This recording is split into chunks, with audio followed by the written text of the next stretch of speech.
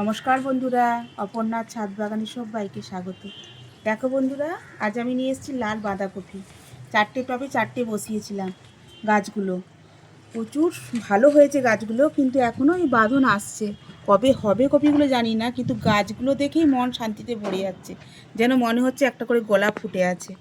সকালে তো ভীষণ তাজা লাগে, একটু বেলা হয়েছে আমি কাজ সেরে ছাদে আসলাম। গাছগুলো বসিয়েছি হাড় গুঁড়ো, শিমকুচি, নিমখোল, ভার্মি কম্পোস্ট আর গোবর সার দিয়ে আর দোআঁশ মাটি সেই দিয়ে বসিয়েছিলাম। আর কিচ্ছু খাবার লাগেনি। মাঝে মাঝে একটু পাতলা সর্ষের খোল ভেজানো জল দিই, তাতেই গাছের গ্রোথ এত সুন্দর হয়েছে। তোমরা দেখো কপিগুলো কেমন হয়েছে। হয়তো গরম পড়ে যাচ্ছে, কপিগুলো বাড়তে দেরি হচ্ছে, আমার লাগাতেও একটু দেরি হয়েছে, কিন্তু গাছগুলো এত সুন্দর হয়েছে মন ভরে যাচ্ছে। মনে হচ্ছে যেন আমি কপি পাওয়া হয়ে গেছে।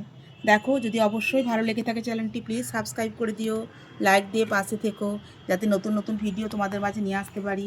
সকলে ভালো থেকো।